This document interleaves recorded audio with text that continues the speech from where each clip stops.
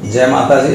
दर्शक मित्रों, आज दूसरी नवरात्र है और दूसरी नवरात्र में माता ब्रह्मचारिणी का पूजन किया जाता है। माता ब्रह्मचारिणी जो है वह एक शक्ति की देवी है, जो आराधना की देवी है।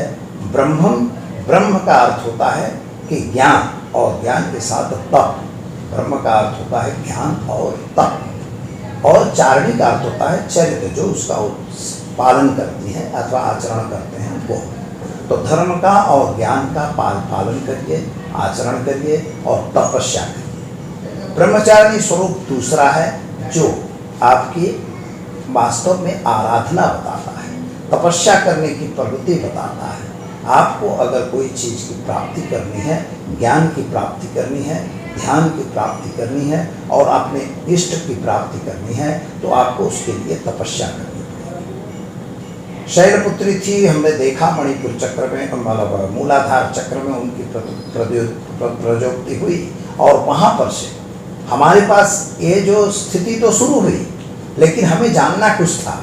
तो जानने के लिए हमें क्या करना पड़ेगा, तो हमें उनकी स्थिति को निर्माण करना पड़ेगा, तप करना पड़ेगा, यानी बारंबार उसका प्रयोग करना पड़ेगा। उसके लिए हमें उसका प्रयत्न करना पड़ेगा।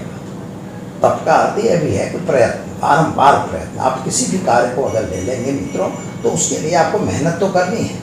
तो ब्रह्मचारिणी माता जो है वही बता रही है कि आप जिस कार्य को ले रहे हैं उस कार्य के पीछे लगो। अगर उसके पीछे नहीं लगोगे तो कार्य पूरा नहीं होने वाला। इसलिए माता ब्रह्मचारिणी का जो स्वरूप है, इसका सामान्य रूप से दूसरे दिन उनका पूजन किया जाता है, यानी तपस्या के प्रारंभ होता है।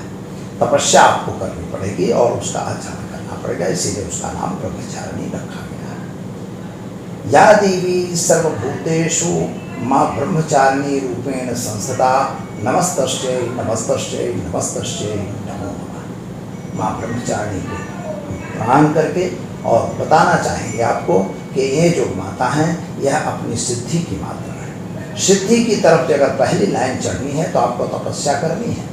तपस्या करने से आपके शरीर पे एक कांति आती है, एक प्रकार का मतलब संचार होता है, शक्ति का संचार होता है। माता के जो हाथ हैं उनमें उनके लेफ्ट हैंड में कमल रहता है, कमंडलू रखती हैं, और दूसरे हाथ में जपमाला रहती है। यानी जप का मतलब जप तप करना, वही हमारे सिद्धांत में आता है। और इसी तरह से माँ जो है कुंडलिनी जागरण करने के लिए जिन साधकों को आगे बढ़ना है तो आप पढ़िए। अब यहाँ कुंडलिनी से मतलब इतना ही नहीं है मित्रों, आपके कोई भी प्रकार के कार्य हैं, संसार के कोई भी कार्य हों या आपके निजी कोई कार्य है, तो हर कार्यों के लिए आपको तपस्या तो करनी है। इसलिए ब्रह्मचारिणी माता का दूसरे दिन पूजन करने से आपको तपस्या का फल मिलता है, और वह तपस्या करने से आपको सिद्धि की प्राप्ति होने लगती है।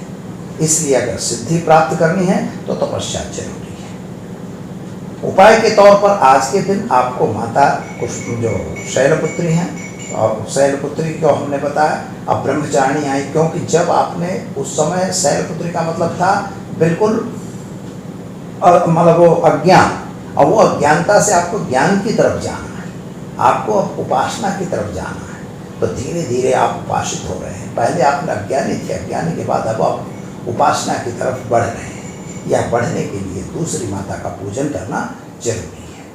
मंत्र के रूप में आप जानिए तो ओम ऐं ह्रीं क्लीं चिं, ओम ऐं ह्रीं क्लीं ब्रह्मचारिणी देव्यै नमः। इस मंत्र का आप जप कर सकते हैं मित्रों। और ख़ास तौर पर इस माता का पूजन करने के लिए आपको पुष्पों की भी ज़रूरत है, और मिठाई, सफ़ेद मिठाई का भोग धराना होता है। और दूसरा मंत्र मैंने जो बोला है पहले स्तुति में, या देवी सर्वभूतेषु माँ ब्रह्मचारिणी रूपेण संस्था, नमस्तस्यै नमस्तस्यै नमस्तस्यै नमो नमः। इस मंत्र का भी प्रयोग कर सकते हैं। एक बाजोट लेना है, सफ़ेद वस्त्र उस पर बिछाना है, और 9 मुट्ठी आपको जो हरा मूंग आता है, आपको मूंग रखनी है। उस पर एक एक सुपारी और एक एक सिक्का रखना है। सफ़ेद पुष्प उस पर भी पूजन के लिए आपको जरूरी है। सभी को चंदन लगाना पड़ेगा, जो मलयागिर चंदन या सफ़ेद चंदन कोई भी या नहीं है तो हल्दी आप लगा सकते हो, उस पर लगा दीजिए। और इसके बाद उनको पूजन करने के बाद इन्हीं मंत्रों का जाप करिए, तब तक दीपक और अगरबत्ती वगैरह जलती रहनी, धूप और दीप जलते रहना चाहिए। इन पर कोई मिष्ठान जो मैंने बताया, सफ़ेद मिठाई का भोग धराइए और फल का भी भोग धराइए। निश्चित आपकी जो मनोकामना है आप यहाँ पर एक कागज़ में लिख सकते हैं और वह मनोकामना परिपूर्ण होगी।